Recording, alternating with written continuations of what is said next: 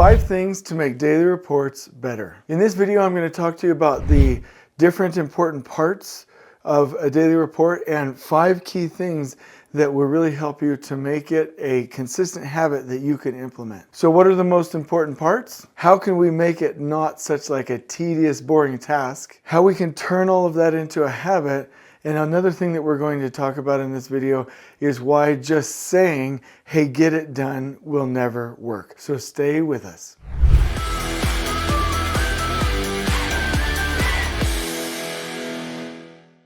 Before we begin into the 11 key components of a daily report and then the 5 key things that you can do to make daily reports better, I do want to say that most of the time the situation is this. Hey, you've got to go do daily reports. Somebody says that you need to go do it and they harp on you and remind you, and it's this push scenario. And it's like, oh my gosh, there's all this paperwork. I'm not an author. I don't want to write a book every day or a chapter of a book every day. I don't have time. There's duplicate work. There's waste. I have to transcribe it into this other platform. I don't know how to use the platform.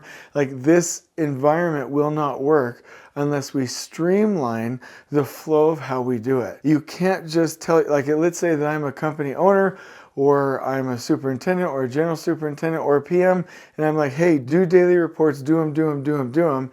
And I'm pushing. It's not going to get it done because there's human nature at play here. So let's go ahead and talk first about what a good daily report includes. And then second, what are the key things that we can do to beat human nature and get them done? So number 1, consistent timing is key for doing your daily reports. I love this concept. I always talk about the 3 habits of a builder: studying your drawings for 15 to 30 minutes every day, being in your schedule for 15 or 30 minutes in the short term to look ahead and make work ready, and 3, do your reflection walks. I love the concept of doing the daily reports on the reflection walk while I'm also taking other pictures. So let me go ahead and anchor us to that. The best practice that I've ever seen is, and I'm not saying that you have to use this software, but Brent Elliott and I at the research laboratory, we found an app called Note Vault, and it was fantastic. You just grab your phone,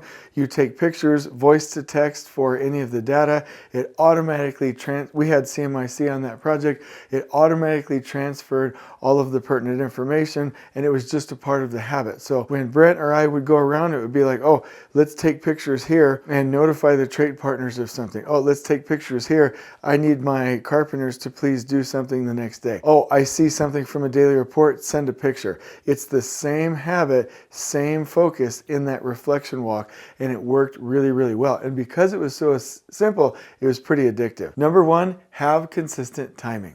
Number 2, have a standardized format. Your brain will take your typical habits and put them into a habit loop and pull that from your active processing and pull it into your subconscious, and will start to do things for you habitually. And your brain can more easily do that if you have standard formats, not ones that it will auto filter out, but that it can automatically use and keep a consistent format in a manner that you can get the best information.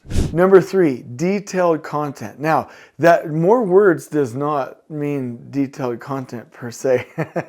That's why I loved when Brent and I were using, and Jake, we were using the Note Vault app taking pictures, because obviously a picture is worth 1,000 words, and it really mattered what we noted, the items that we noted. And because we were, oh, this is beautiful, because we were able to take more pictures in a more addictive manner, we got more content captured, but it didn't mean that we had more words. The descriptions were very brief, but they were on point.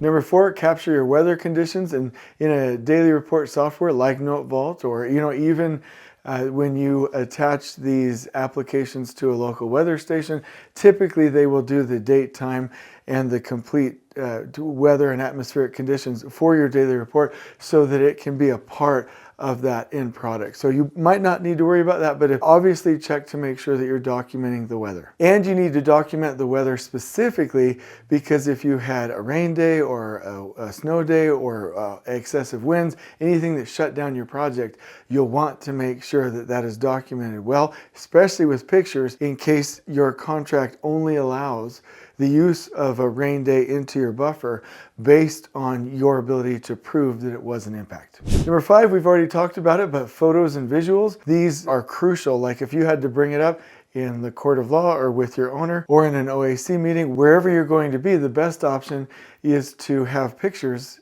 and even videos sometimes that you can showcase. And I remember one thing that Brent really did, and he taught me this, I just want to give him full credit. He would, in the trade partner meetings, the foreman huddles, and then the trade partner weekly tacticals, he would actually bring up on the left side whatever schedule or document we were reviewing, and then on the right side, actually, he had an app that would where you could take pictures and it would download to Dropbox or Box, and then Note Vault, and then obviously our WhatsApp chats. He would bring up pictures in the meeting, so when a trade partner was like, wait, what's going on with such and such, he would literally just recall one of those photos, and it helped with the communication beautifully. So you might need that in all 4 of those different areas with your trade partners in the OAC meeting to have a change order or to issue a time impact analysis, or in the court of law if you're ever called upon to provide any evidence.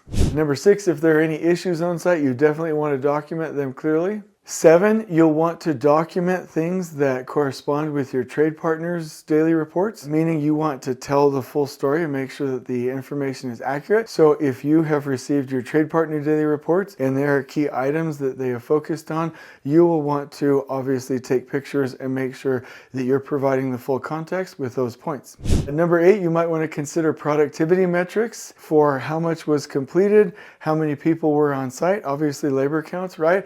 And have metrics that you can recall to analyze your productivity, not only for future reference for scheduling, also if you ever had to settle any disagreements for payment or for progress. Number 9, don't forget the signatures and approvals, even if you're doing it on an app. I remember on the apps that we were using, once you were done with the daily report for that day, it was either an electronic signature or you could actually sign it, so make sure that it's signed and verified. 10, make sure that they're accessible and stored properly. I know this doesn't really matter too much, like if you're using a project management software, for instance, when we use Note Vault and it automatically tied to CMIC, obviously it's in that database. It gets packaged up really nice and beautifully, so we're super good. But if you're ever using paper copies or something that doesn't tie to your system, make sure that they're stored properly.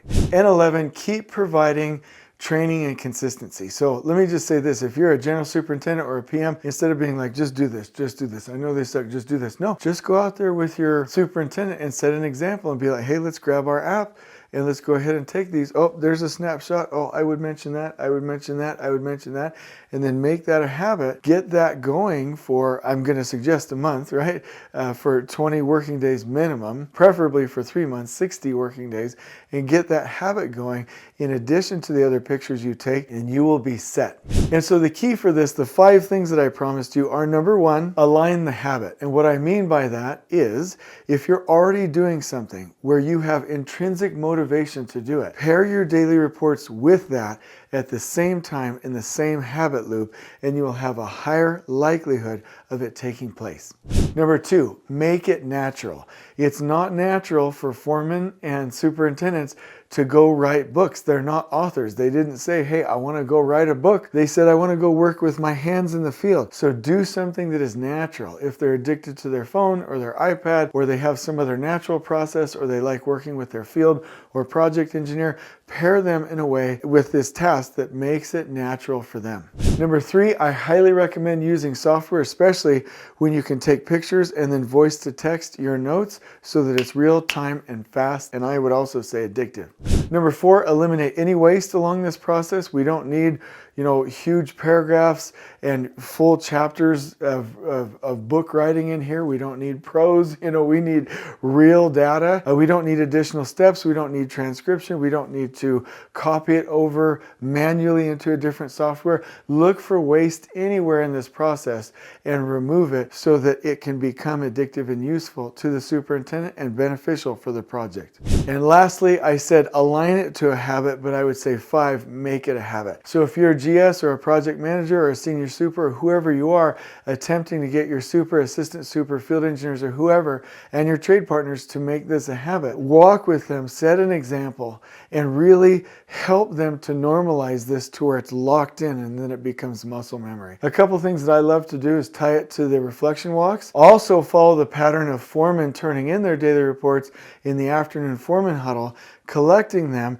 reviewing them briefly for accuracy, and then going and doing my daily report in the reflection walk to make sure that I have the full context. So make it a habit.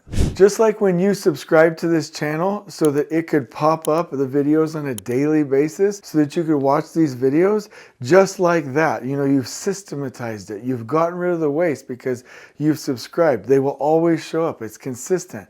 That is the key with this. And so I really hope that you're able to turn this boring environment, which is push, it's all about push, into a natural environment that's all about pull, or being able to do things in a way that really, really makes sense. So I'm going to link you to a blog post in the description below that will help you to remember these in case you want something that you can take with you. But ultimately, I hope you're able to do this because daily reports are crucial from a legal standpoint and it's a contract requirement. I hope you've enjoyed this video. On we go.